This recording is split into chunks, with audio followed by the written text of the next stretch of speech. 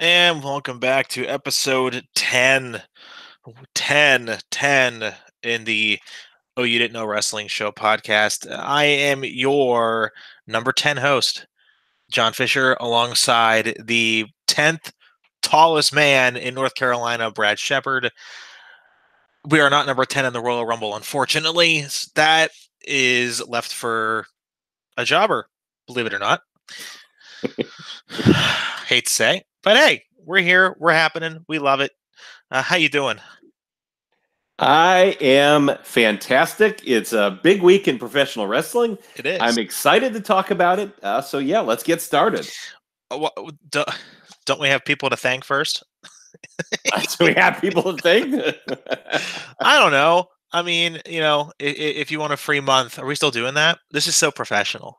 We're still doing it. Absolutely, we're still doing it. In fact, since you mentioned that, John, I just want to look. It's a new year, and it's new content. That's right. They've added North Wrestling, NCL, Scary Monsters and Super Creeps, New Zealand's SPWNZ, Cruisermates, Harley Race's World League Wrestling. A lot of new content already starting off the new year. Totally for free when you use our promo code. You know what it is. OYDKWS. Exactly. OYDKWS. That's powerslam.tv. Go check them out. Yeah, our code 0.00 for the first month. And if you hate it, unsubscribe. Sorry, I gotta be realistic.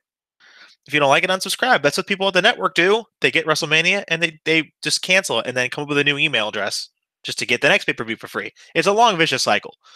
Don't take advantage of us. Take advantage of them. They're the stooges. We are not. We are hardworking individuals of mankind. Do us a favor and show them some love. Powerslam.tv. Anyway, yeah, what's been going on? Nothing at all. Antonio, well, that's not true. Antonio Brown went AWOL again. Yeah. He doesn't get along with your quarterback. No, and I gotta say, before we get into wrestling talk, there's a lot to talk about. I don't care. So the report came out that Big Ben was giving Brown shit. Well, good. He should be given shit. If you're not going to work hard, you're going to run wrong routes, your ass is going to get called out, right? No one should be treated like a baby. I don't care if it's harsh or not. The quarterback's the leader on the team. He's trying to set an example. He doesn't care if he is the all-pro top 5 receiver of all time or if he's the 7th string, practice squad guy. You got to do your damn job. So I hope they trade Brown for a first-round pick, which he is deserving of one, and maybe something else on the back end, and call it a day. But look, when you've got a Juju Smith-Schuster, great, and you've got a locker room cancer like Antonio Brown, you trade Antonio Brown. You sell high. You take the draft picks. Hell, You guys draft an Antonio Brown every year, it seems. Yeah. Trade him. Yeah, Brown was a 6th-round pick back in 2009. Juju 2nd-round pick last year at USC. They can literally, and I'm not just saying that because I'm a diehard Steeler guy, but goddamn, they can develop wide receivers as well as the Patriots can develop pretty much every other position. Right. It's unbelievable. Yeah. It's unbelievable. Got to do something with that. So. Yeah. Well, I'll probably be rooting for your Patriots. I don't like the Chargers at all. Not a fan. Not a fan. They're not my cup of tea. But you know who is my cup of tea? Not Monday Night Raw. And I'll preface everything. So I watched the show today. I wasn't going to, right?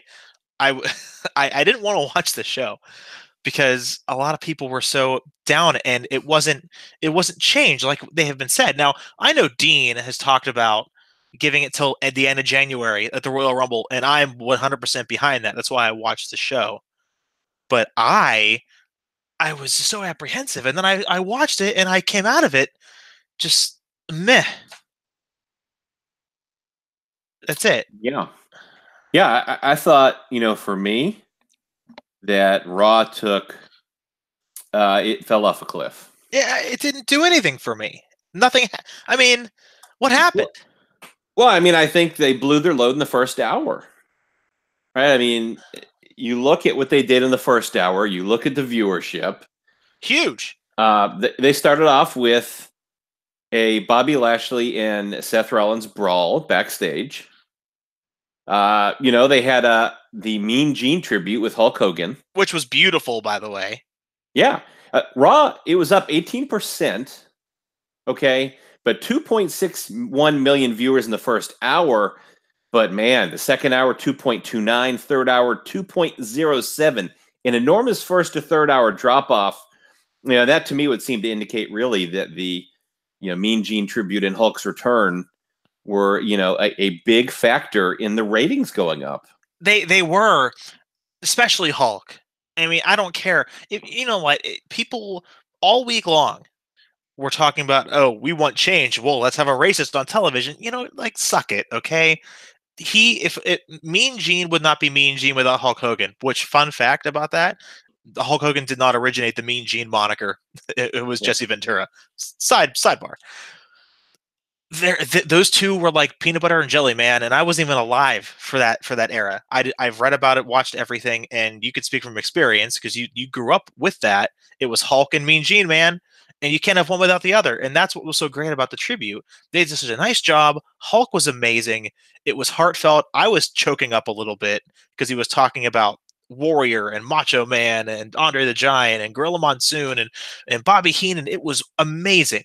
So good. And yes, the ratings should have been where they were. And let's not forget, the biggest national title in college football, maybe in the last decade, was that same night. So to them to even pull those numbers out, I was somewhat impressed. Yeah. Like I said, I thought the tribute was well done. Now, the dirt sheet journalists were all over this. The Sean Ross Sapps, the Ryan Sattins, they were just all over it with the full SJW nonsense, about, this is really a way to get Hulk Hogan back on TV. No, it wasn't. An enormous conspiracy to return Hulk Hogan to TV, and to use Gene's death to do that. I just thought that was really absurd. It was the right opportunity to do it because of his relationship with Gene, and whether they promoted a new T-shirt, which timing-wise I probably wouldn't have done, but granted, they're a business and their job is to make money. So I get it, but ultimately the motive is the same. It is. Gene passed away and he had a strong connection to Hulk Hogan, and none of that changed. And I thought it was a tremendous segment, the best part of the show. It was. It really was. I'm all for a good brawl. I think a lot of guys or girls can say that. But it was. I don't care about Bobby Lashley. Make me care. I don't really care. So we're gonna see Seth and Bobby feud for 2 weeks. This is their definition of new, right?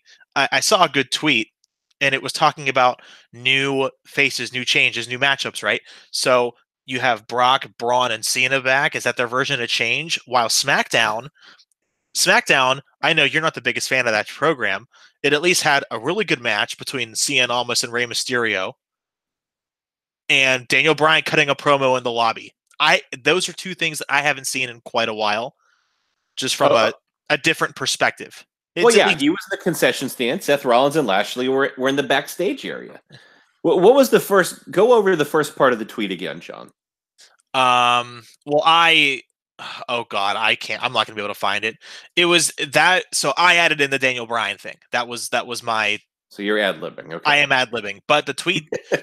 I am. The tweet did say, though, not verbatim, of course. It's an abridged version, but Raw. So much for change. Raw brings back Cena, Strowman, and Lesnar, while SmackDown has Cien Almas beating Rey Mysterio. That was the whole tweet. Right there. I mean, Brock Lesnar and Braun Strowman are in the main event at, I guess the Universal Championship match at the Royal Rumble. They have to be in the show. I mean, Brock's the champion, so I know. Whether you're changing something or not, they have to be on the show. Well, I kind of saw his point though. They haven't changed. It's a 3-hour show, by the way. It is. Well, who said they were going to change anything? Who? A character on a scripted TV show? I mean, get a clue. I know. How many times are they going to say this on a scripted TV show? And people take it so seriously. Like, Hey, I'm a results guy. Let's just take a look at what they do. And we've seen this song and dance before, so Yeah, these I aren't know. things I get too excited about. You're going to tell me you're seeking change, and then you put the McMahons in charge.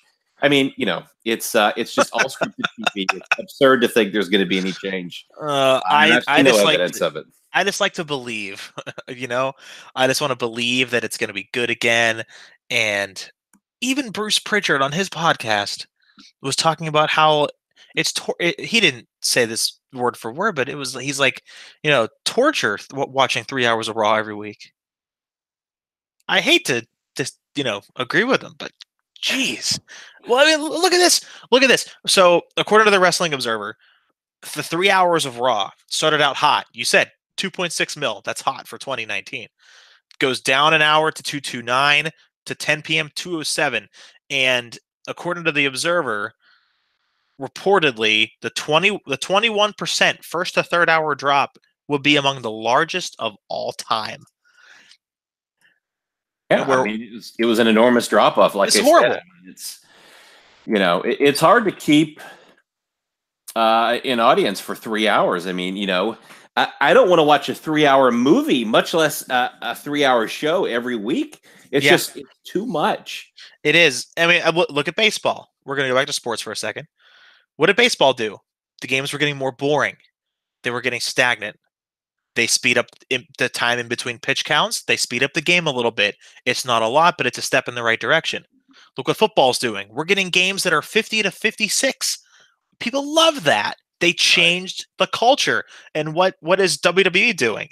Adding, 5 years ago, 6 years ago, another hour of television with the same, SOS, same old shit every single week. I'm sorry. There's a lot of stuff that I love about WWE television. Don't let that get misconstrued. But it's like an 80-20. Give me the 20. I'll take the 20% in an hour program. That's why I love NXT. It's an hour long. It's different every week. We don't see the same freaking people every week, sometimes not even for 2 weeks. It makes it more interesting in each episode. Yeah, I agree. It makes it I don't know what they're gonna do. I mean, so yeah, the high points of Raw. We're talking about Hulk. The Hulkster gave Gene the big send off, and that was great. And Lesnar and Strowman did their thing. That we've seen it before. And Nia almost killed Sasha Banks again. Look, and it's like it's not even funny because it's kind of it is, and that I guess it's comical at this point because they don't seem to be doing anything about it. But the truth of the matter is, she botched a couple of bad spots. Nia Jax, who apparently is now billing herself at 300.5 pounds. Ounces. She said ounces. She never said pounds. Like, I don't know. 300 ounces. You are not that. Yeah, she is definitely not that. She might have eaten 300 ounces. I don't know. I'm saying I don't know. But she's not 300 ounces. But Sasha Banks beats her. It was a sloppy match. She botched the 2 big spots, which really could have badly hurt Sasha. Let's be honest. Now, let's also be honest. Sasha has been on the other end of that before, botching and being a bit reckless herself. But yeah, Nia Jax is in a class by herself. She's the bitch. Her ring work, it's not up to main roster standard. She should be demoted to NXT immediately. Her ring work, no, seriously. Seriously. Her ring work is not improving. No, it's not improving. Like, no, it's not. It's not like she started out not very good and then got better over time. She still is basically as bad as she was when she started. Oh, brother. So who do you think in the backstage area? They're going through creative, right? For the program on Monday night, and they're like, Nia, you're gonna be. She can't be the man because there is already a man. She can't be the goddess or the empress of yesterday or what have you. She's the bitch. Where the fuck? Where did that come from? I don't know. Maybe who decided to call her that?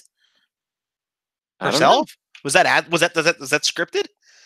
Yeah, of course. Now maybe she called her. Maybe she should have called her an asshole, just to change it up a bit. You No, can I say don't. you can say ass on TV. Yeah, Yeah, absolutely. yeah. Yeah, But absolutely. but So, Raw, hey, look, there it's was one part of Raw that I really liked. don't even start. I know because I know what you're going to talk to me about. Look, I'm talking about the hottest heel on the flagship show of WWE. Oh Yes, I'm no, talking about Baron Corbin. no, he's not. Not anymore. He absolutely is. That ship has sailed. He is the hottest, most over heel No, he's not. on the entire Raw roster right now. Not anymore. He was up 2 months ago. Not right now. He absolutely is. Did you hear his reaction on Raw? No, because all I could hear was all I could hear were the CM Punk chants in the crowd. Oh, stop! That Who had had a better heel reaction than Baron Corbin? Who had more heat than him on that show? Please do tell me which heel had more heat than him on that show. Well, I don't know if I really give Corbin heat per se. It's kind of like a hatred, not a. So in other words, you can't name anyone because he is the most over heel on the show. Brock got some boos. Brock isn't a heel. Brock is Brock. Really? Yeah, you can't name one. Nia got some jeers. Okay.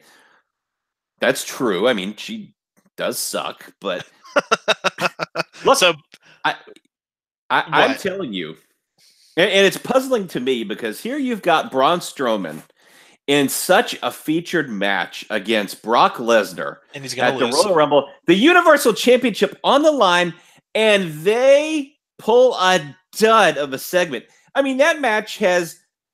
I couldn't imagine a championship match having less momentum between two, I guess really well pushed guys.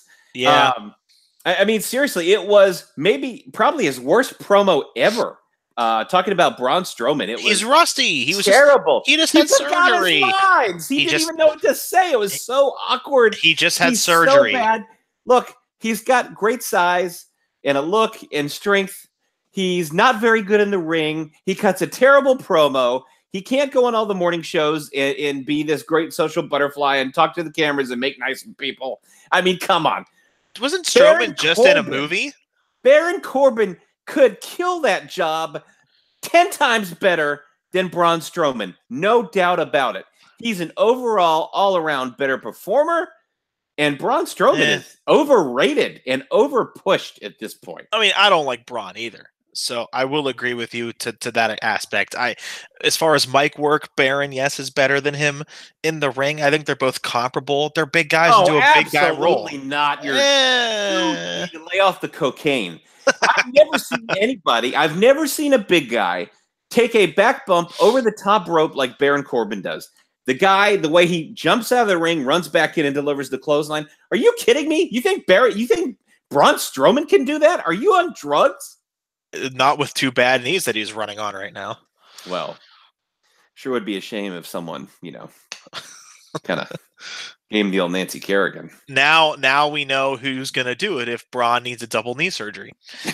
You don't have to admit to anything. It's okay. Getting to the main event, okay, no, not the main event. Did you enjoy, or rather, did you think that they could have done a lot better job with Alexa Bliss's talk show? She's an accomplished speaker and can get a reaction from the crowd better than maybe any woman on the Raw roster. Yeah, she is the best on the mic. Why did that suck? Woman. Why did that suck? Maybe too forced. I think just too forced and kind of out of left field with the whole Sasha Banks thing. There was no build to it, and there was no real build to the talk show. Is that the Rumble match? Is it Sasha versus Ronda? Yeah. I'd say so, right? I mean, that's right. She beat Nia. She survived Nia, I should say, and then got the title shot in return. That's right. Okay. Now Bayley, what is she supposed to be doing? Is she the cheerleader? Is she moral support? Yeah, maybe. Do women do that? Do they have, your BFF is there for moral support? I think a wrestling company that just started might need a woman like Bayley. If you catch my drift. Once her contract up, I want to see her do well. Wow, I'm sure she could bring her -5 stars belly to back suplex or belly to belly suplex to AEW, if she really wanted to. I like Bayley in the ring, man. She's fun. Her finisher is really bad, but she's fun. Oh, it's really bad. Yeah, it is. There's no questioning that. She gets the job done. She's maybe top 5 women's wrestler on the roster. Yeah, well, no, you and I disagree. I mean, Charlotte and Becky and Alexa, I think, are 3. Natalya before. Yeah, I mean, I'm not sure about that. Alexa, stop it. Well, I think Alexa was agreeing with me. Were you going to disagree with me? Well, she's not sure about that. I know. Yeah, man, that thing needs to be thrown over the hill. Kind of like. What about? I wanted to get your thoughts on. We have this real serious lumberjack match. Yeah, the Revival lose again, but it was a cheap win. Yeah. So even though they've lost 100 times in a row, it doesn't matter, pal, because they got screwed this time. They did, and that's going to lead to another rematch at the Royal Rumble. Oh, I can't wait another match between these two teams. God. I thought you liked this fucking fresh content. Bring on the change. You love the Revival.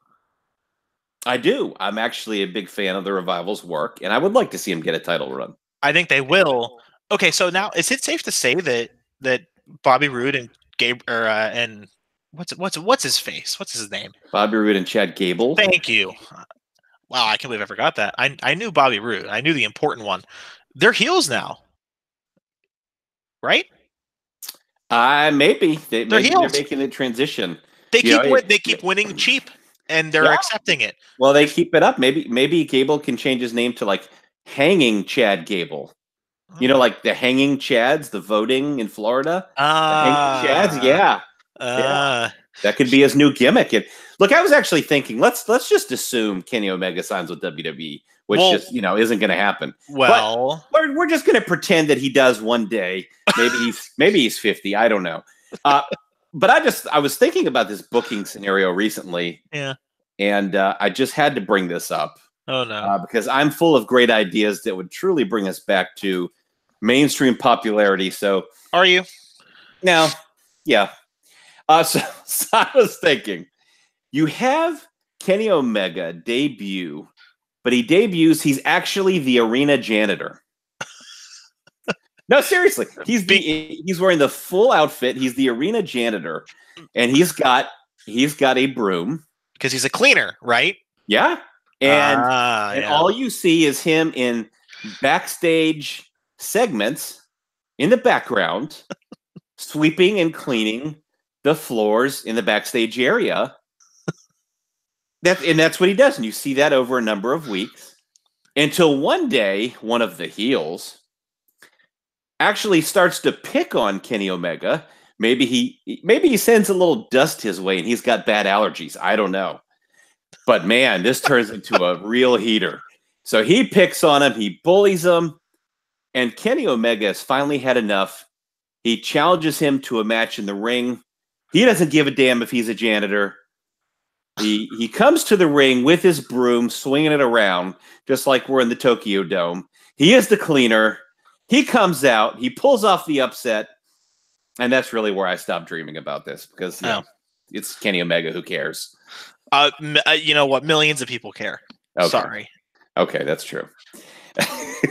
What do you think? I mean, look, I've got a ton of ideas like that. I think I could bring us back to the Attitude Era. Yes. Well, would Kenny Omega have a head of Kushida or you don't know who that is, or Tanahashi? Is that just a head and it's like an Al Snow gimmick? Tanahashi. Yeah. He's the one that Meltzer kind of goes crazy gaga over his hair.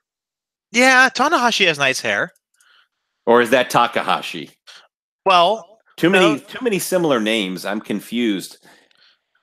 Yeah, I can see where it isn't hard to confuse you. So it'd be very difficult.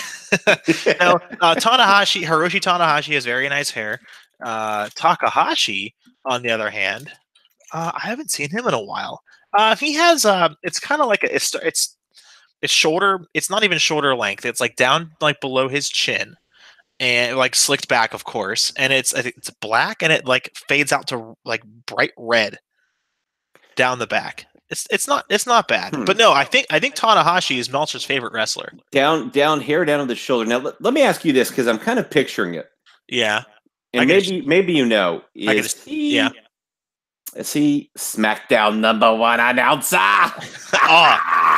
Hey, there should never ever be a reason to talk shit on Funaki. That's you're not allowed to do that. Funaki is great. He is the best. He's just short. You can't help it. Wasn't he like an accomplished cruiserweight back in his heyday? He was all right. Yeah. Hey, he was a lot of fun. He was entertaining. 5'7", $195. That's accurate. Yeah. You've been reading Wikipedia again, I presume. You don't think that's real? We've been over this, John. I've seen it. I've literally stood next to Funaki. He is actually. I'm kind of. Who is taller? I am. I'm 5'9", though. I'm 5'9". So well, you're kind of 5'8", though. You literally have no. You've seen me in real life twice. Okay, and I've stood next to you twice. We've sat in ringside seats, and we've sat at a bar stool. Neither is accurate. All right. Anyway, SmackDown was what it was. Before we get to anything involving SmackDown, I have a mandate from you know who. No, I don't know who. Yeah, who else would it be? Your boss? Don't play. He's not my boss. No, it's okay. You can talk about it. Did he tell you to start doing that all the time? Because he popped so hard for that the first time you did it, and he's like, "I wish he'd just do it again." And I think he DM'd you because Brad's direct messages are always open. And that's true. That it is true. Unlike Jordan Grace, who I want on the show, by the way. I think she'd be a fascinating interview. We can talk more about that after the show, but. Yeah, he's like, oh, I wish he'd do it again. So I think he DM'd you and said, please start calling me John's boss. He's not my boss. But if I did that, and I did spill the beans on anything, just hypothetically speaking, then I'm potentially risking you getting in trouble at work, and I don't want to do that. My desk is 3 times the size of his. He is at a cubicle. I am at a desk in the epicenter of the newsroom. He is in a cubicle in mid-card land doing sports. Which there's no money for. Oh, God. Now I've got you cutting a promo on Dino. How's he going to respond next week? That's what I want to know. I don't know. He's too busy dropping elbows on you. He's too busy to worry about me. Yeah, well, he might want to get eyes in the back of his head. Yeah, he actually, the way it sits, all he has to do is look like forward and to the left a little bit, and there I am. But anyway, not the point. The point is, he wants to talk about Becky Lynch to you once again. He's obsessed. He's a fan like the millions and millions and millions of people. All right, hold on one second. I wouldn't go that far. I would. I really would. Brad. I didn't think it was possible to actually give yourself an elbow from the top rope, but you seem to have managed to have done it. Your own arguments are working against you. SmackDown beat Raw in the ratings. By your definition, that means SmackDown's a better show. By your definition, that means more people are watching Becky Lynch than Baron Corbin. And this is all by your definition, not mine. I still don't think it's all necessarily the case. I still maintain my position. It's apples and oranges. You cannot get a direct comparison between Raw and SmackDown unless they went directly head-to-head, because that's not how ratings work. But if you want to stick to your belief, you kind of got to swallow a little crow on this one. And, wow, I spent a lot of time looking for some Baron merch. I really couldn't find any. And I mean, they don't have merch for guys that are just going to be saddled with the position in the Andre the Giant Battle Royal, as opposed to people who are going to main event WrestleMania. Dude, It's time to get on the Becky train. She is a bona fide top name superstar. And the elbow from the man has been dropped. Can I say 3 things before you go into what you want to say? Go. Does Baron actually have merch? I'm not trying to make fun of you. Of course he has merchandise. Well, it's been so long since he's worn a t-shirt. I was generally curious. Yes, he has merchandise. In fact, Dino, he has his own clothing company. Isn't it Blackcraft Cult? No, it isn't, but he does have his own clothing company, just FYI. So I'll make sure to send you the link so you can pick up some of your own Baron Corbin t-shirts after the show. All right. Now, look, what? I have one more thing. Okay. One more thing. Go ahead. It's my turn. Before you get into it, Dean, I will defend Brad for a second, which is unlike me. That's very unlike you. He has said that you have said on the record multiple times you enjoy Becky's work. You have said that. Yes. This is not the He-Man Woman Haters Club. That is a pretty cool shirt. There's like a wolf in the middle. That ain't bad. Yeah. Constable EOD End of Days on it. I actually kind of like that design. It's pretty good. All right, go ahead. Okay, you're done. I am done. Like you said, it's not about Becky Lynch. Hey, it's about managing expectations with an unrealistic section of the fan base. And look, SmackDown is not better than Raw. It is not more popular than Raw because for 2 weeks pre-taped during the holidays, they had higher ratings. Congratulations. That's taking an outlier. In other words, what we've seen over and over and over and over and over and over and over and over and over and over is Raw beating SmackDown Live in the ratings. That is the standard. Anything else is the outlier. So no, SmackDown Live is not the more popular show because for 2 pre-tape shows during the holiday, they had a little bit better ratings. Come on, Dean. Use your head here. This is common sense. Can I defend why SmackDown's the better show? Well, yeah, sure. You can. I mean, it's your opinion. The masses don't agree with you, but it's your opinion. You're welcome to tell me why you think it's a better show. It's only 2 hours. Well, that's true. Now, okay, you're right. Now I have to change my mind because I actually do like that. It's better because it's 2 hours. That's enough. Enough said. Done. Period. Over. No. Plus, after 2 hours of Road Dogg booking, I'm totally tapped out anyway. Oh, it's better. The booking has been better than Raw recently. I firmly, outside of a few things, I don't hate it as much as Raw. I really don't. It's a pretty boring show to me. So we'll just run through it real quick. Brian cut a promo on Styles for the Rumble match, as everyone expected. He beat R-Truth, the number 30 entrant in the Women's Royal Rumble. I'll get to that prediction later in the show. Samoa Joe and Cien almost beat Mysterio and Ali. The Usos, I knew this would kind of fire you up. The Usos, if they were to beat The Bar, get a future tag team title match, they lose. And last but not least, Becky won the triple threat and is going to face Asuka at the Royal Rumble. Which was accidentally leaked by WWE some time ago, and now it's been confirmed. When did that happen? I must have missed that. Was that a couple of weeks ago, a few weeks ago? Really? They accidentally leaked it. Yeah. Wow. They accidentally announced it. And then they said, oh, nope. Paige tried to cover it up. And they said, oh, that match is no longer on. Well, now it's officially announced. I remember that now. Yeah. Okay. So Asuka and Becky, and hopefully Becky can put an end to Asuka's miserable title reign. Was Asuka on the show? She wasn't on the show, was she? She was at ringside. No. Asuka came down after the match and confronted Becky. They had a face-to-face. Yeah, but I mean, nothing else, right? She's the champion. No, nothing else. Oh, she's not even featured on the show. Like, yeah, no. It's a dud title reign. So that begs the question, and we'll get into your news segment in just a minute.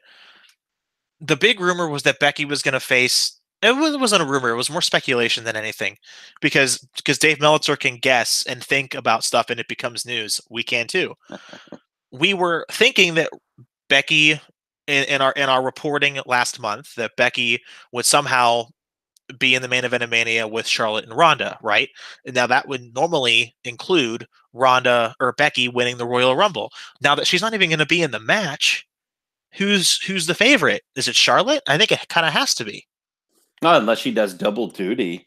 That's rare. Yeah, and I don't know how they're going to do it. They had originally wanted to do Charlotte and Ronda, and of course, the popularity of Becky caught on some, and obviously you had Becky's injury, and a lot of different things took place that changed the original plan.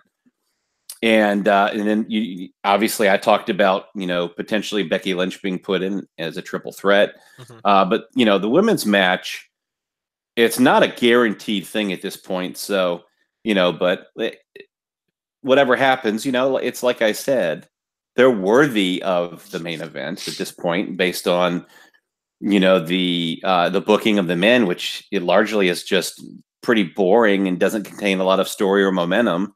No. So, yeah, it's fine with me. And we'll see. But Asuka's title reign is not doing anything for me. I really hope she loses her championship at the Royal Rumble. I'm really glad that you're going to be rooting for Becky Lynch. It makes my heart full again. Yeah, makes you probably pretty tingly inside. I got to change my sweatpants. Oh God. I can I make a prediction? Why, yes, you can. Tell me if this is so. But first, I have an unpopular opinion. Becky Lynch, full of those, so it's okay. Becky Lynch wouldn't be as popular without Ronda Rousey.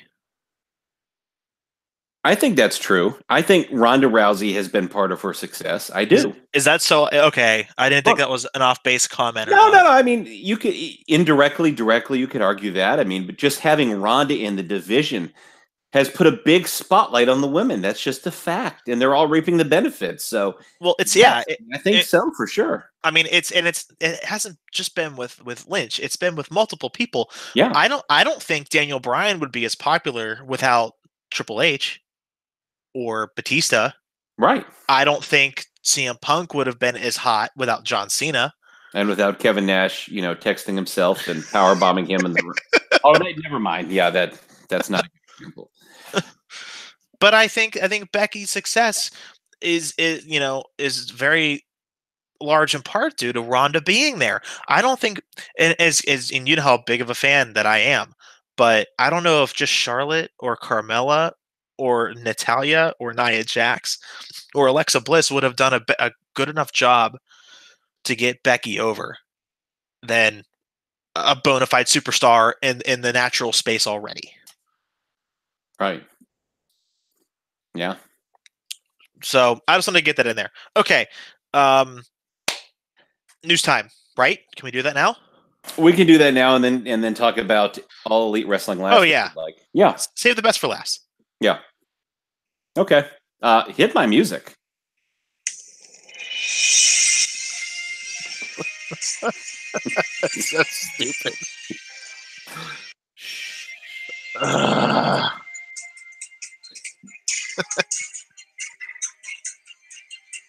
I hate it.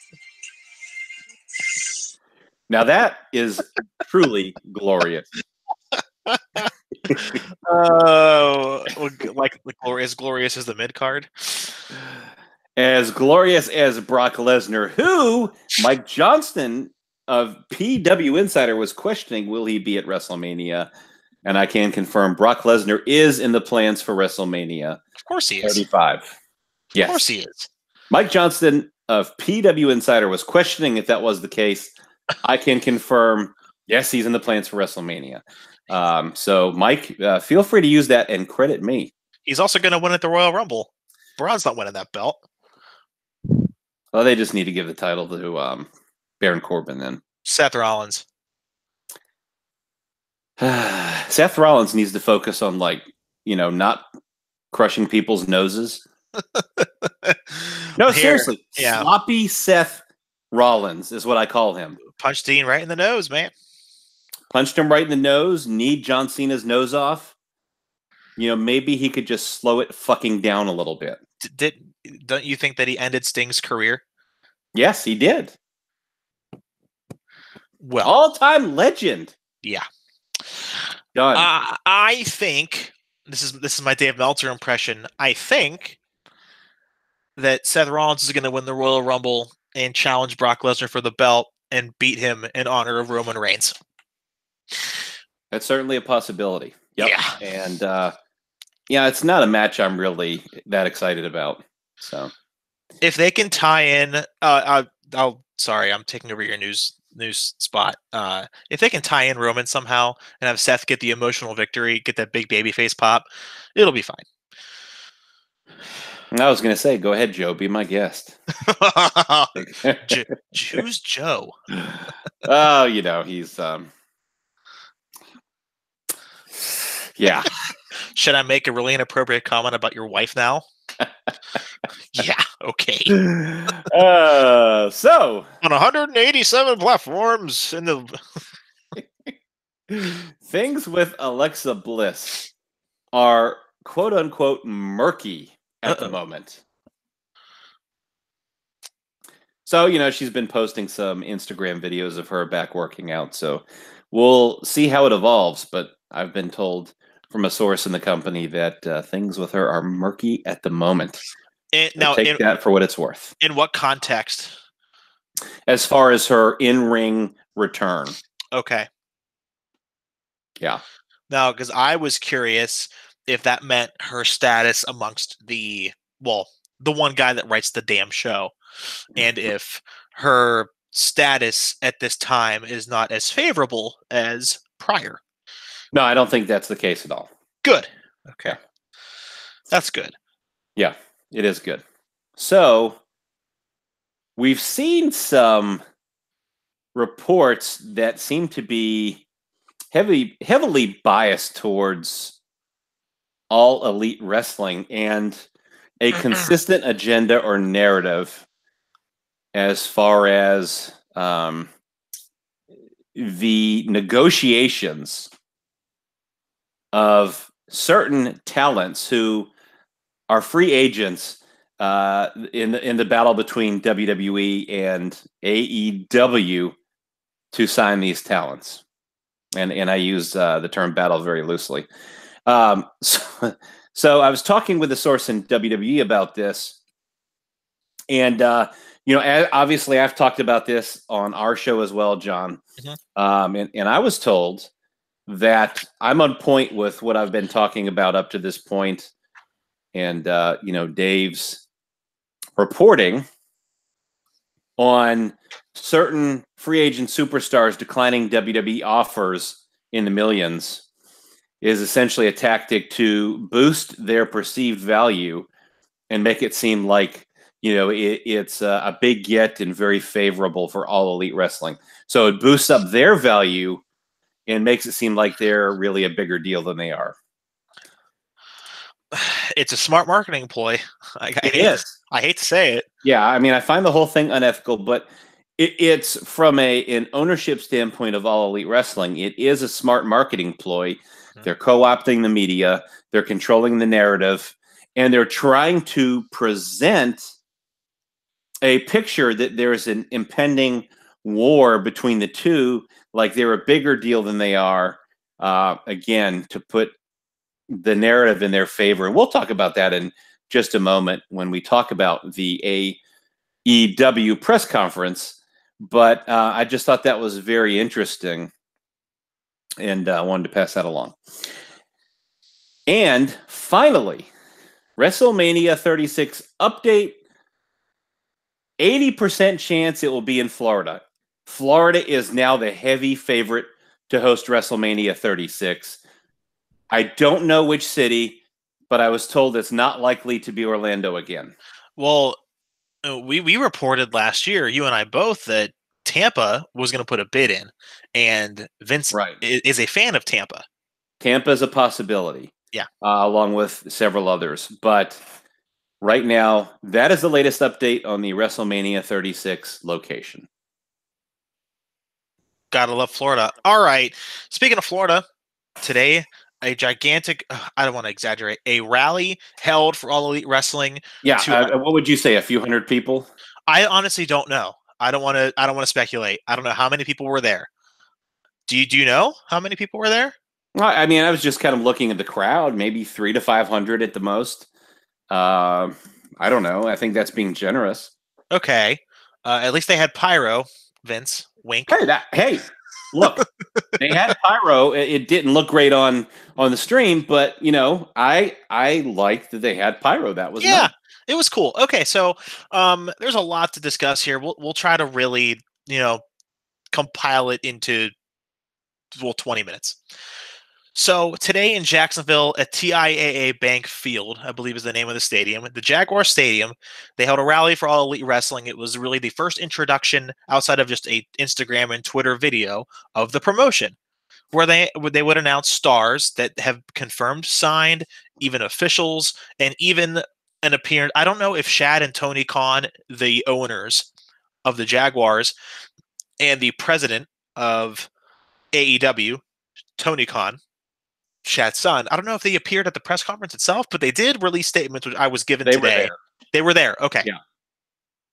And Shad and Tony Khan both, I got statements from both of them talking about how excited they are for this project, and they want to see it go big.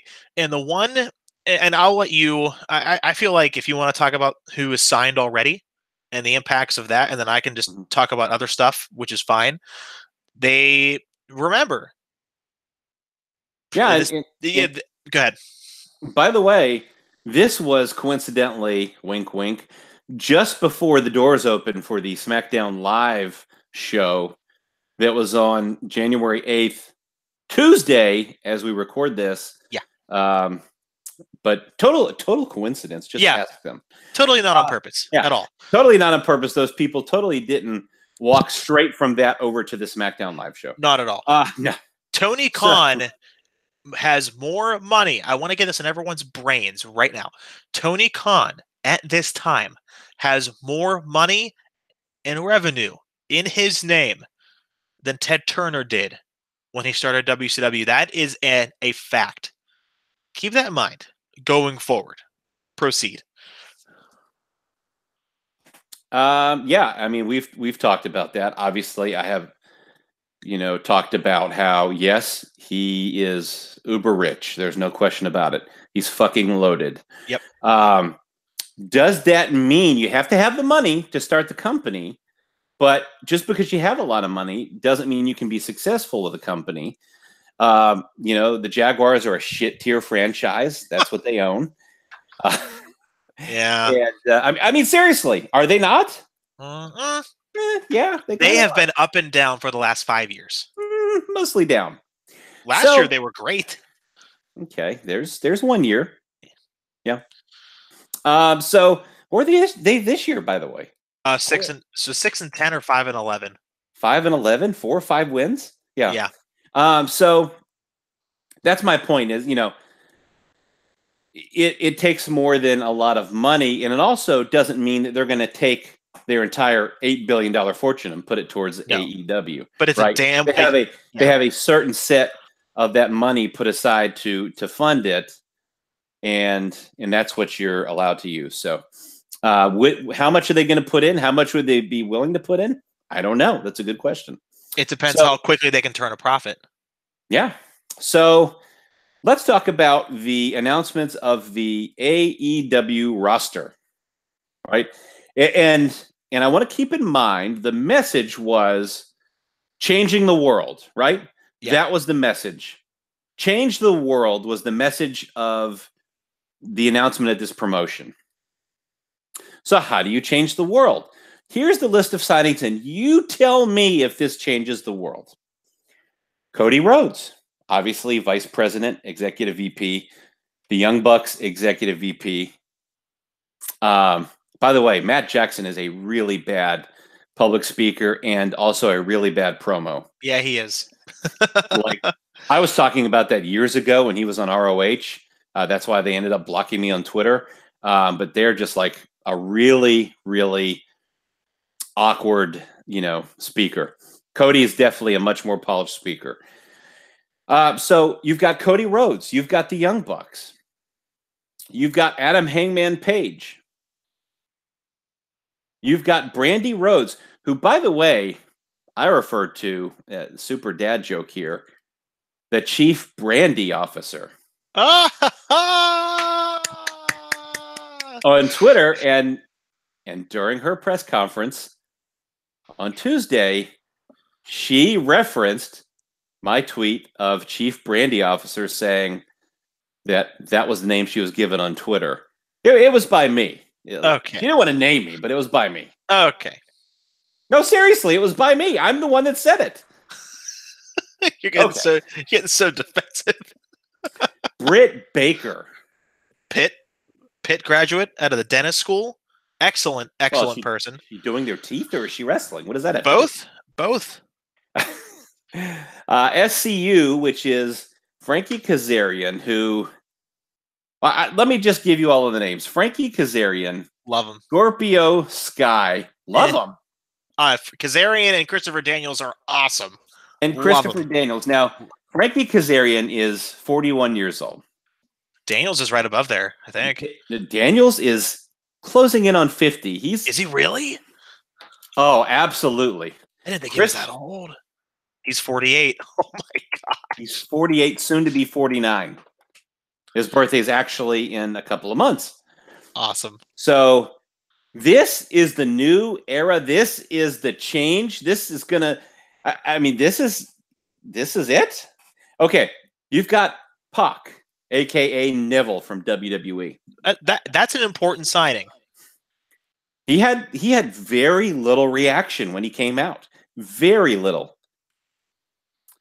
But yeah, Pac came out as well, and you're forgetting the big name. I think he's obviously one of their biggest name brand people. He is. But he was a mid-card at best guy in WWE. So again, what does that say about your brand? You have MJF, who is just this little asshole who is a heel and talks a lot of crap, and he sat there and just totally blasted Conrad Thompson. It was brutal, actually. But, good for him. I don't think he's, a big deal. But, adding him to the roster, a lot of these guys are like indie darlings.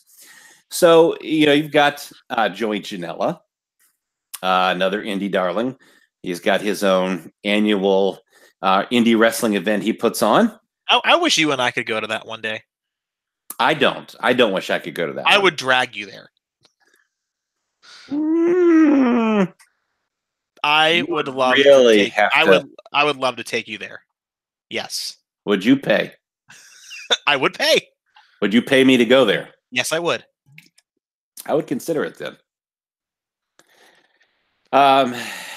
Penelope Ford. Good young female talent. Obviously, you've got the Good Hearts from China, which Matt Jackson was very awkwardly telling us about. They're like Cirque du Soleil meets Bruce Lee. And I've seen some clips. They're a bunch of like flippity doos. They're Cirque du Soleil, which is not my style at all, by the way, as you know. Mm-hmm. And then you've got the big signing, which has been rumored for months, to be fair, Chris Jericho, who is the biggest name value by far of anybody on the entire roster. And Chris is actually the biggest mainstream star on the roster. Although, again, if you're going to change the world and create your new company, are you going to center it around a 48-year-old professional wrestler? No, but his name carries a lot of weight in a lot of different markets. You can't deny that. Music, he hosts his own freaking show on a cruise line. His WWE name, he's a name. Absolutely, I agree. My point is how it depends on how they're going to use him, right? Yeah. He has a name value. He's the most mainstream, but he can't be the center of the company. He can't. No. And you know, and I would say Cody Rhodes is number 2 behind him in name value. I don't think it's going to be centered around either of them. But those two in their own way, because it's clear Chris Jericho has the mainstream audience. Cody has a stranglehold around that independent audience. He's invested his life in that in the last 3 years. Cody Rhodes has done a magnificent job of tapping into and manipulating a specific niche audience in the professional wrestling industry. Yeah. Hey, kudos to him. From a business standpoint and everything he's accomplished, look, I greatly respect that. That's, I just want to be clear about that.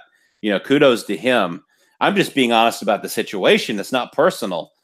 When I talk about it, because that's what I feel I owe everybody. And that's what I feel, we should see the wrestling journalists do, but they're not.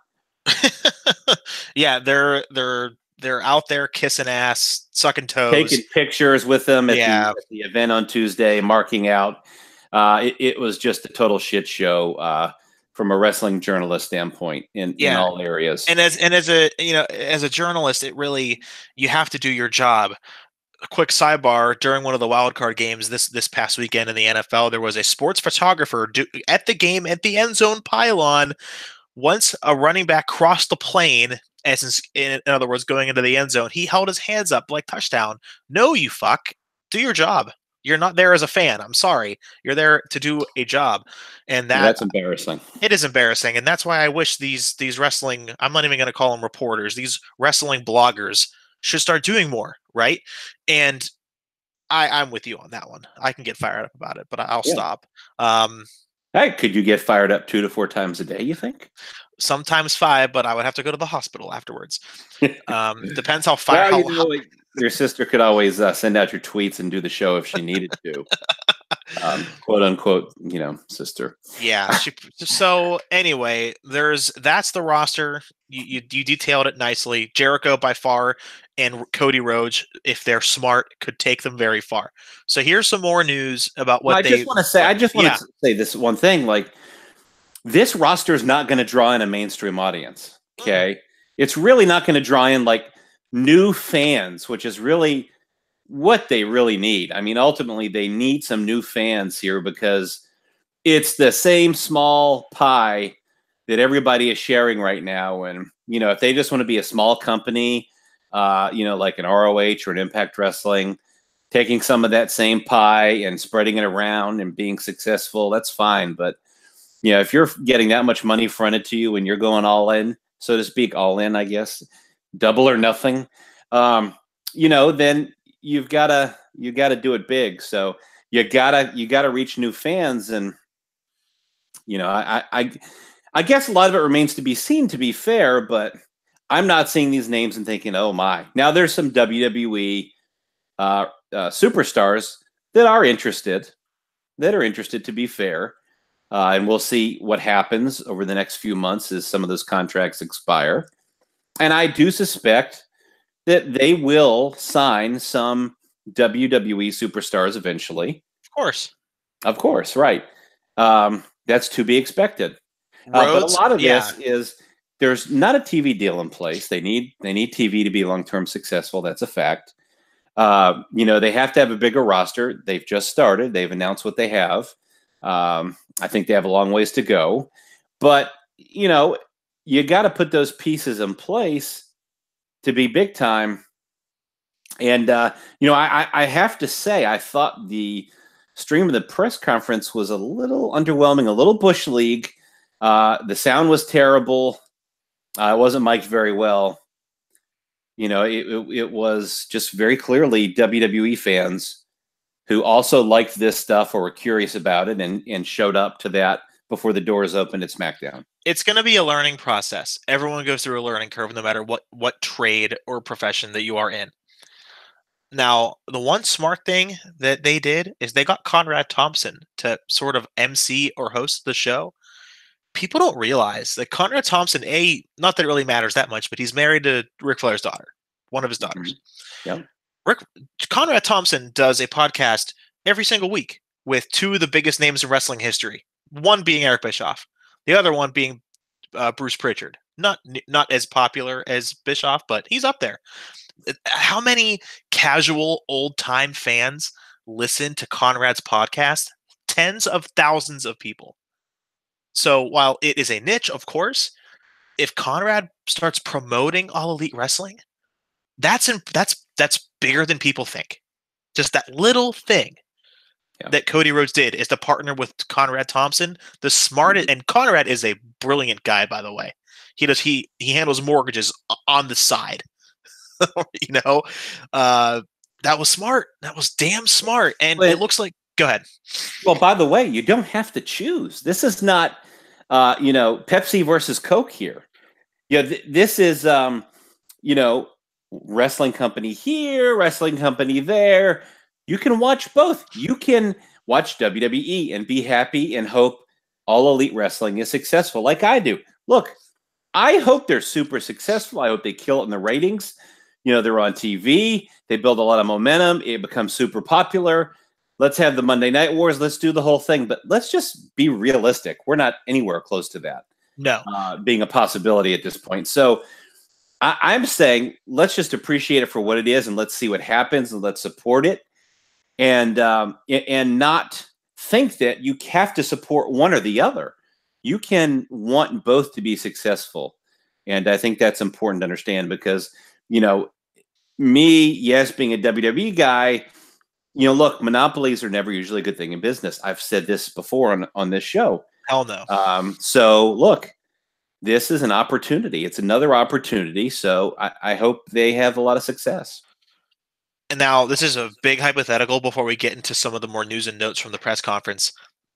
If and only if Cody Rhodes can somehow negotiate CM Punk to come back to wrestling and he goes to AEW, would that push them over the edge if they're already on television? I can't really see that being the case. Okay. At this point. It popped in my head. I figured I would ask. Right, it may help a little, but it's as far as pushing them over the edge, no. I don't think so. All right. So, All In 2, Double or Nothing, is taking place May 25th at the MGM Grand in Las Vegas. I think that's, for their first show as a promotion, that so far, that ain't bad, man. That's a pretty good venue. Pretty good city. Yeah, that's going to be interesting. They're already offering discounts to people who are going, and you, of course, why. Have you ever been to Vegas? It's extremely expensive. So that's going to be very interesting to watch. Yeah, it's going to be. And just some more notes coming out of it. Cody Rhodes announced that pay for wrestlers is important to them. And Brandy confirmed, the chief Brandy officer, confirmed women will be paid equally to men. And I want to talk about that. And I want to hear your thoughts on that first, John. I'm good. So there's always the old adage that you pay based on who is the bigger draw. So like Brock Lesnar is going to make more money. Bad example. I'm sorry. Roman Reigns is going to make more money than Alicia Fox. So, and there are people that agree with that. Now, for me, for where they are right now, I have zero problem with that whatsoever. I think that that's great. And that's something that I think that they can expand upon and really start to change in the wrestling business. However, there's that little bit of realism. Like LeBron James is not making the same salary as the MVP on the LA Sparks women's basketball team. It just isn't reality. And whether that's wrong, it might be. But I think for right now, AEW paying equally between gender, totally fine. I have no qualms at all. I completely disagree. Except the case where a proven draw, someone who has proven their worth, pay them the money they deserve based on that, based on their performance, whatever that may be. So here's how I look at it, John. You're not going to cast a movie and pay Carrot Top the same thing that you pay The Rock. No. Why? Because one has a bigger name value. One is more likely to make more money for your company, sell more tickets to your events, etc. It's the same thing, but with genders here. If whether it's male or female, if they don't draw whichever gender it is, then they shouldn't be getting equal pay as someone who does. That's absurd. That's an absurd business model, and that's actually a good way to go bankrupt. You do know why they're doing that, right? It's to build a better brand. That's why they're doing it. It's public relations 101. They're catering to everyone. Well, that's going to work out well. Trust me, catering to everyone. That will work out real well.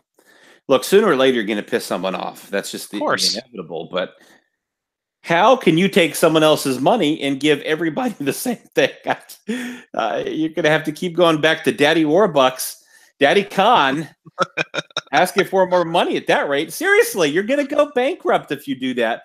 Just imagine the roster they've got now times numerous times several times whatever. Yeah, and they're all going to get paid the same. Yeah, that doesn't make sense. It's gonna if they keep doing that, that might deter wrestlers from coming over. Should Chris Jericho make the same as Britt Baker? That's the thing, Yes or no? But John, what's the answer? Yes or no? Should Britt Baker make the same as Chris Jericho? No, she shouldn't. Okay, there's your answer. Now, when Zack Ryder and the Good Brothers come over to AEW when their contracts are up, are they really going to expect to get paid the same as Penelope Ford? Well, is he going to continue to job out just like he did on? Well, he's not on Raw. What am I? He's not jobbing out. He's not even on Raw. So no, he does deserve the same as Britt Baker. Some more news and notes. They agreed to form a partnership with OWE in China. Yeah, that's the Cirque du Soleil wrestlers that I was referencing. They all look like they're about 5'8" and 150 pounds, and they do a lot of flips. And I was just like, yeah, next. If you're into it, cool. I mean, if you're into it, then there was a post that I was trying to find. It was talking about healthcare, and they want to be able to give all the wrestlers full employment with benefits. I don't know if they'll end up doing that, but you know what? Look, if they do, kudos to them. I think that's fantastic. I think it's really, really expensive, and maybe they regret it financially. I don't know, but kudos to them.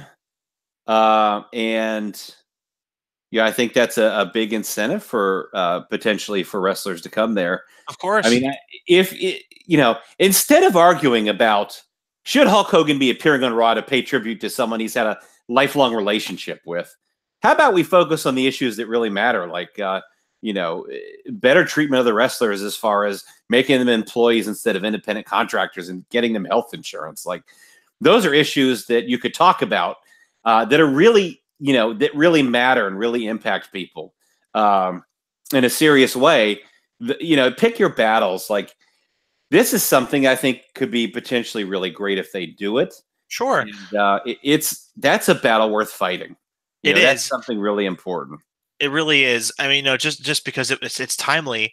A couple days ago, 4 wrestlers of is it Canadian based or a Northern New York based wrestling promotion, the Buffalo Brothers, were in a very bad car accident. And so far on GoFundMe, if you want to find it, you can search Buffalo Brothers GoFundMe, and it should be the first link that you find. The campaign is trending worldwide, and it has over $23,000 in donations. The goal is to get to $50,000. Now, if AEW, that'd be revolutionary for the independent wrestling scene. And as far as I know, no one has healthcare. And I talked about CM Punk a little bit ago. What Punk was trying to do with WWE, because they're basically subcontractors at that point. And I honestly don't know if WWE has healthcare or not for the performers. If they were to do that, that would be excellent. And it would give, just as an example, it would give these 4 victims of this accident an outlet to heal, rest up, and go back and do their job, other than waiting to see if they can pay their medical bills. So it's a very serious thing that I hope gets done. If Cody Rhodes and the con men, whoops, I hope I don't use that term out of context, and Tony and Shad Khan can get that done, amazing. That'd be wonderful. I hope it happens.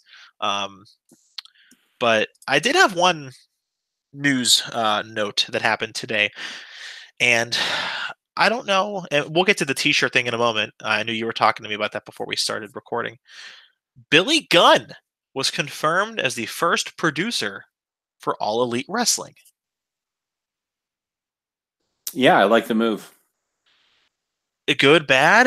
What is he going to bring to the table? Experience, of course. I mean, a lot of experience. Yeah. He was in one of the greatest tag teams of all time, arguably, and was just one of the most, I think, athletic wrestlers in the history of the business. I really do believe that. Total ridiculous freak of nature athlete who didn't quite get as big of a singles run as he could have. Obviously, very, very popular tag team wrestler. Very well liked. And, look, I think it's a good addition to AEW. I like it. Yes. Yeah, it's certainly going to give people a chance to do very good things. Okay. Now, talk to me about the T-shirt, or rather merchandise snafu at SmackDown across the street in Jacksonville. Well, T-shirt gate, which became a thing apparently, with AEW selling merchandise at their little event in the backyard of SmackDown Live. And as I said before, these people in attendance for this press conference then proceeded to leave and go to SmackDown Live. Now, there's been conflicting reports. The dirt sheets jumped all over this as the big bad WWE trying to keep down All Elite Wrestling and promoting this really to be this big sort of a war where, you can't wear your T-shirts here because we're just so afraid of you. And there's been some conflicting stories. So what the truth is, maybe it's in the middle. I don't know. You've got one side saying, hey, look, we did not say fans couldn't wear All Elite Wrestling merchandise. That was WWE's statement. Then you have the other side, fans, which really started with two particular fans, quote unquote. And I say that loosely because they're Pro Wrestling Tees people who are part of All In, who were wearing All Elite merchandise, who were selling All Elite merchandise at the press conference, okay, who have close relationships with Cody and the Bucks, who then went into the arena to purchase tickets for SmackDown Live. They didn't have them in advance. They just went to walk in and purchase them. I wonder if that could be to promote their merchandise. What do you think, John? A little bit. Maybe a little bit, right? Yeah. A little bit. So what the truth is exactly, I don't know. And I heard, yes, WWE would provide shirts, or you could buy a shirt. It sounds very reasonable to me. I mean, I look at it this way. You've got an up-and-coming company with a few ex-WWE talents, right? Neville, who left under kind of bad circumstances, and Chris Jericho, who shows up now and who's taunting the crowd to be loud so that the WWE people in the arena can hear it. Who promised he would never wrestle in an American company. Right. So they're kind of poking the bear a bit, right? And they're wearing the merchandise and going in, the Pro Wrestling Tees people. So what would you expect? WWE, would you expect them to not do anything about that? I mean, come on. Of course, I would expect that. So, and some of those people just wanted to cause trouble. They wanted to chant AEW and wear their merchandise and just be obnoxious because these are the same fans that hijack shows. So that's what they want to do. They want to make the show about them and put themselves over. So I totally get the response by WWE. I wouldn't expect anything less, but the narrative that they wouldn't allow anything, I don't buy, because I watched Daniel Bryan come out of the crowd into the ring, and there's a person right by him on the hard cam side, dead on the camera, in AEW Young Bucks merchandise. I'm watching it on TV as I watch SmackDown Live. Yeah. There's no way they would allow that if they had a problem with that. What they probably don't want is a bunch of neckbeard marks going in there and chanting AEW and acting like a bunch of dumb fucks, which I can understand. Seriously. Yeah. I'm with you, man. I get it. Did you know that they had over 100,000 views on just their main Twitter page on their rally? Not too bad. Yeah, I didn't see that at all. I know that was what was announced. I watched on Periscope. They streamed it. Yes. And there was, 6,000-ish people tops at one point near the beginning, and it went down by a few thousand near the end. So, so that's all that I saw. I'm looking at their main Twitter now. What I'm talking about, I'm not talking about concurrent viewers. I'm just talking about overall views of the video. So the contract signing with Jericho has 176K right now. The initial entrance of Jericho got 205,000, and on their Periscope Twitter video itself has now 114,000 views. Right. Yeah. It's not bad, man. Ain't bad at all. No, look, it's a small wrestling group. There's a lot of hardcore wrestling fans. It's the new thing. It's going to get a lot of reads and a lot of views right now compared to other things in the business because it's the new toy. Sure. It's something that wrestling fans are dying for because it's something different than, the monopoly of the same old crap we've seen. And so there's a little interest, a little curiosity. Let's see what it is. They're going to have to keep the momentum. That's the actual difficult part, especially with a show not coming for, months. And that'll be a challenge for them to do. But, there's it's going to be a lot different. Holding a 10,000 seat show once a year versus touring or holding regular TV tapings or those type of things.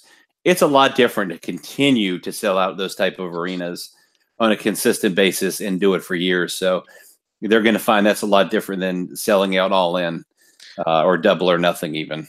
That is true. Now, before we go off into the sunset for this week, our partners over at bodyslam.net reporting exclusively that Kenny Omega has signed a deal with All Elite Wrestling. I'm not saying it's not true. However, I'm just playing devil's advocate. Why wouldn't they announce it at their big homecoming, if you will?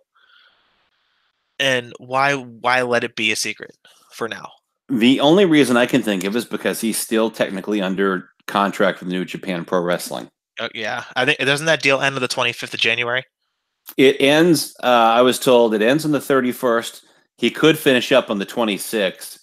But I would look for them, if that is going to be the case, to announce it, in probably a couple of weeks at the earliest, just so, there's no contractual issues. And, who knows what'll happen, but, I definitely don't see him going to WWE. And frankly, I just thought all along that, All Elite Wrestling was the most likely place over re-signing with New Japan and over going to WWE because, these are all his little group of friends. They all do their little show and they all wrestle together and kind of have stuck together. So it wouldn't really make sense for him to separate from that on a whim. Unless WWE gave him money he couldn't refuse, whatever that number may be. Yeah, I don't see that being the case. But yeah, we'll see what happens. So we will see. Well, anyway, where can everyone find you on Twitter?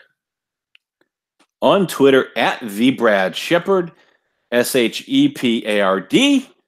Please subscribe to our podcast if you aren't already. Do rate us 5 stars. That actually helps when people search for pro wrestling based podcasts. It allows to come up more quickly in the results. So that helps us out. So do rate us 5 stars. 5 stars or nothing. Let's build some momentum here, folks. We're going to have a rally. Well, yeah, we're going to have a rally. We're going to do it in the back of a SmackDown parking lot, and we're going to claim it's a total coincidence. No, we're going to do it behind an Impact Wrestling tape show in Toronto. Nobody will show up to that. Well, Joe will, because he's got ringside seats, apparently. Yeah, that's true. Yeah, you can find me at John Fisher TV on Twitter. Yeah, you can listen to the pod at iTunes, Stitcher, Google Play, or SoundCloud. And on iTunes, yeah, those 5 stars were awesome. And if you're in Japan, rate us 8 stars because Dave said you can. Is there anything else? Only in Japan, though. Is there anything else you wanna say? I think that's really it. Just rate, subscribe, follow us on Twitter. Let us know what you like, what you don't like, especially if it's negative towards Dean. That's all I got to say about that. We'll see you again next week, folks. Take it easy.